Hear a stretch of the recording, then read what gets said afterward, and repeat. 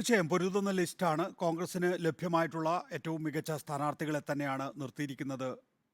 രാഹുൽ ഗാന്ധി വയനാട്ടിൽ മത്സരിക്കുന്നു. സംഘടനാ ജനറൽ സെക്രട്ടറി കെ.സി. വേണുഗോപാൽ ആലപ്പുഴയിൽ മത്സരിക്കുന്നു.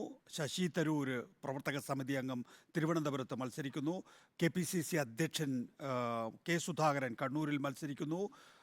പ്രവർത്തക സമിതിയിലെ പ്രത്യേക ക്ഷണിതാവ് ആ, കൊടിക്കുന്നിൽ സുരേഷ് മാവേലിക്കരയിൽ മത്സരിക്കുന്നു. മുൻ കെ.പി.സി.സി പ്രസിഡന്റ് തൃശ്ശൂരിൽ മത്സരിക്കുന്നു. ഇവർ ആറുപേരും ഘടാഘടിയന്മാരാണ്.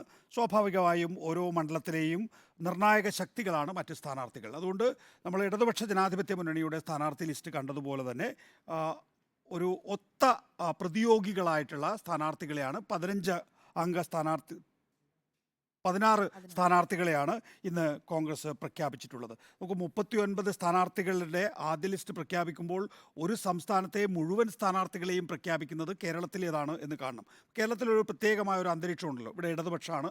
അവർ നേരത്തെ ഒരു കേഡർ പാർട്ടി എന്നുള്ള നിലയിൽ ആദ്യം സ്ഥാനാർത്ഥികളെ നിശ്ചയിക്കുന്നു. അപ്പോൾ സ്വാഭാവികമായും കോൺഗ്രസിനെ സംബന്ധിച്ചിടത്തോളം അതിനൊത്ത രീതിയിൽ ടൈം ടേബിൾ ക്രമീകരിക്കേണ്ടി വരുന്നു എന്നുള്ളതാണ്. ബാക്കിയുള്ള സംസ്ഥാനങ്ങളൊക്കെ തന്നെയും ഇനി വരാനിരിക്കുന്നതേ ഉള്ളൂ എന്നുള്ളത്. നമ്മൾ വേഗം ഈ മാറ്റങ്ങളിലേക്ക് പോയാൽ വടകര, അവിടെ ഷാഫി പറമ്പിലാണ് സ്ഥാനാർത്ഥി.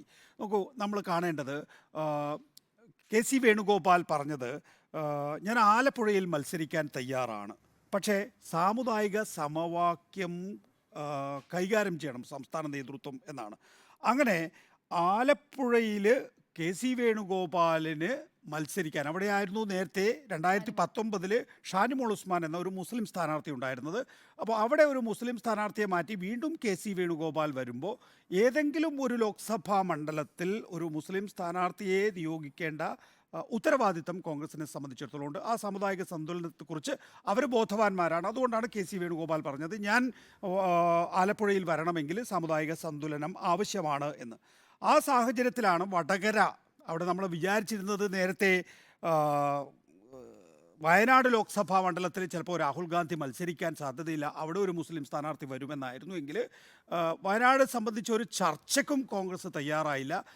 രാഹുൽ ഗാന്ധി നേരെ വന്ന് വയനാട് മത്സരിക്കുന്നു, അദ്ദേഹത്തിൻ്റെ സിറ്റിംഗ് സീറ്റിൽ മത്സരിക്കുന്നു എന്നുള്ളത് നമ്മൾ കണ്ടു. അപ്പോൾ സ്വാഭാവികമായും പിന്നെ വേറൊരു മണ്ഡലം ഒരു മുസ്ലിം സ്ഥാനാർത്ഥിക്കായി ഒഴിയണം. നിലവിൽ ടി എൻ പ്രതാപൻ തൃശ്ശൂർ ഒഴിയാൻ വേണ്ടി താല്പര്യം പ്രകടിപ്പിച്ച് നിൽക്കുകയായിരുന്നു. ടി എൻ പ്രതാപനെ സംബന്ധിച്ചിടത്തോളം ടി എൻ പ്രതാപൻ്റെ താല്പര്യം മുൻനിർത്തിയും പ്രത്യേകിച്ച് കഴിഞ്ഞ 24 മണിക്കൂറിനിടയിലുണ്ടായിട്ടുള്ള ചില രാഷ്ട്രീയ സാഹചര്യങ്ങളും വിലയിരുത്തി, അതായത് പത്മജ വേണുഗോപാൽ BJP-യിലേക്ക് പോകുന്നു, കരുണാകരൻ്റെ തട്ടകത്തിൽ മുരളീഭവനം ഒരു BJP-ക്കാരി സ്വന്തമാക്കിയിരിക്കുന്നു എന്നുള്ളതും കോൺഗ്രസ്സിന് അക്കാര്യത്തിൽ ഉണർന്ന ഒരു വികാരമുണ്ടല്ലോ, ആ വികാരം ഉപയോഗപ്പെടുത്തുന്നതിനും മുരളീധരനെ തൃശ്ശൂരിലേക്ക് ഇറക്കി വടകരയിൽ ഷാഫി പറമ്പിലിനെ സ്ഥാനാർത്ഥിയാക്കിയിരിക്കുന്നു. ഇതൊരു ഇക്വേഷനാണ്. ഈ ഒരു ഇക്വേഷൻ വളരെ സങ്കീർണമാണ്. ഈ സങ്കീർണതകൾ കൊണ്ട് നേരത്തെ അഡ്വക്കേറ്റ് അനിൽകുമാർ CPM-ൻ്റെ ഭാഗത്തു നിന്നും ചർച്ചയിൽ പങ്കെടുത്ത അഡ്വക്കേറ്റ് അനിൽകുമാർ പറഞ്ഞത് 2 പ്രശ്നങ്ങൾ ഇവിടെയുണ്ട്. ഒന്ന്, ഇനി അഥവാ ആലപ്പുഴയിൽ കെ.സി. വേണുഗോപാൽ ജയിക്കുകയാണെങ്കിൽ തന്നെ രാജസ്ഥാനിലെ ഒരു രാജ്യസഭാ സീറ്റ് പോവും. ഇന്നിപ്പോൾ രാജ്യസഭാ സീറ്റിന് അവിടെ ഉപതെരഞ്ഞെടുപ്പ് നടക്കുകയാണ് എങ്കിൽ അവിടെ BJP-ക്ക് മാത്രമേ ജയിക്കാൻ കഴിയൂ. അങ്ങനെ രാജ്യസഭയിൽ 3 സീറ്റിൻ്റെ മാത്രം ഭൂരിപക്ഷത്തിന് 3 സീറ്റിൻ്റെ മാത്രം അകലമുള്ള BJP-ക്ക് ഒരു രാജ്യസഭാ സീറ്റ് കൂടി കൊടുക്കുന്നതിന് വേണ്ടിയിട്ടാണോ കെ.സി. വേണുഗോപാൽ വന്ന് ആലപ്പുഴയിൽ മത്സരിക്കുന്നത് എന്നുള്ളതാണ്. പിന്നെ വടകരയെ സംബന്ധിച്ചിടത്തോളം വടകരയിൽ KVS ഹരിദാസ് പറഞ്ഞൊരു പോയിൻ്റുണ്ട്. 1960 ശേഷം ഉള്ള എല്ലാ തെരഞ്ഞെടുപ്പിലും ഒരിക്കൽ പോലും മുസ്ലിം സ്ഥാനാർത്ഥിയെ ജയിപ്പിക്കാത്ത മണ്ഡലമാണ് വടകര.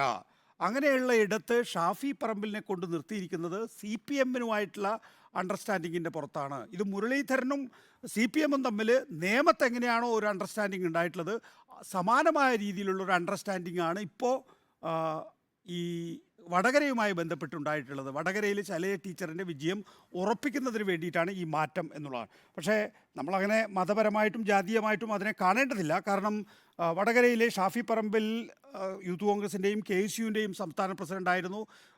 ഈ ഇടതുപക്ഷത്തെ 3-ാം സ്ഥാനത്താക്കിക്കൊണ്ട് BJP-യുടെ ഏറ്റവും ശക്തനായ സ്ഥാനാർത്ഥിയെ ഒരു ക്ലിഫ് ഹാങ്ങറിൽ തോൽപ്പിച്ചിട്ടുള്ള ആളാണ് ഷാഫി പറമ്പിൽ. മാത്രമല്ല ഷാഫി പറമ്പിലിന് അവിടെ കുടുംബ ബന്ധവുമുണ്ട്. ഷാഫി പറമ്പിലിൻ്റെ ഭാര്യ തലശ്ശേരിക്കാരിയാണ്. അപ്പോൾ ഷാഫി പറമ്പിലിനെ അങ്ങനെ ഒരു ജാതിയുടെയോ മതത്തിൻ്റെയോ അടിസ്ഥാനത്തിൽ മാത്രം, ആ അളവുകോലിൽ മാത്രം കാണാൻ കഴിയില്ല. പക്ഷേ ആ നെറേറ്റീവ് ഇതിനകം തന്നെ BJP ഇറക്കിയിരിക്കുന്നു എന്നുള്ളതാണ്.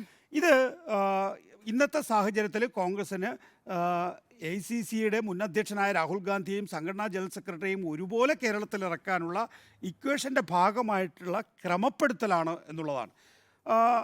ഈ സ്ഥാനാർത്ഥി ലിസ്റ്റ് പൂർണ്ണമായും ഒരു എന്താ പറയുക ലഭ്യമായിട്ടുള്ള, ഞാൻ നേരത്തെ ചൂണ്ടിക്കാണിച്ചതുപോലെ തന്നെ ഏറ്റവും അവൈലബിൾ ബെസ്റ്റ് എന്ന നിലയിൽ തന്നെയാണ് നമുക്ക് ഈ സ്ഥാനാർത്ഥി ലിസ്റ്റിനെ കാണാൻ സാധിക്കുക. പ്രത്യേകിച്ച് ഈ BJPയിലേക്ക് പത്മജ വേണുഗോപാൽ പോയതിന് ശേഷമുള്ള ചില ക്രമപ്പെടുത്തലുകൾ ഇതിൽ നമുക്ക് കാണാൻ കഴിയും എന്നുള്ളതാണ്. ഇനിയിപ്പോൾ എന്തൊക്കെയാണ് ഈ പത്മജ വേണുഗോപാൽ ഉണ്ടാക്കാൻ പോകുന്ന പ്രശ്നങ്ങൾ, ഈ മുരളി പത്മജ ദ്വന്ദ്വം എങ്ങനെയാണ് തെരഞ്ഞെടുപ്പിൽ പ്രതിഫലിക്കാൻ പോകുന്നത്, പത്മജയ്ക്ക് പുറമേ BJPയിലേക്ക് ഇനിയിപ്പോൾ UDFിലെയോ LDFിലെയോ ആരെങ്കിലും ഒക്കെ പോകാനുണ്ടോ, ഈ നറേറ്റീവ് എങ്ങനെയാണ് LDF ഗ്രൗണ്ടിൽ ഇറക്കാൻ പോകുന്നത്, അതിനെ എങ്ങനെയാണ് കോൺഗ്രസും UDFും പ്രതിരോധിക്കാൻ പോകുന്നത്, പ്രത്യേകിച്ച് മുസ്ലിം ലീഗ് ഈ പറയുന്ന പ്രതിരോധത്തിൽ എവിടെ നിൽക്കും തുടങ്ങിയ ഒട്ടേറെ വിഷയങ്ങളുണ്ട്. നമുക്ക് ചർച്ച വരുമ്പോൾ പറയാം.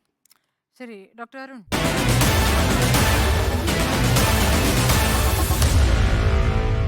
Meet the editors.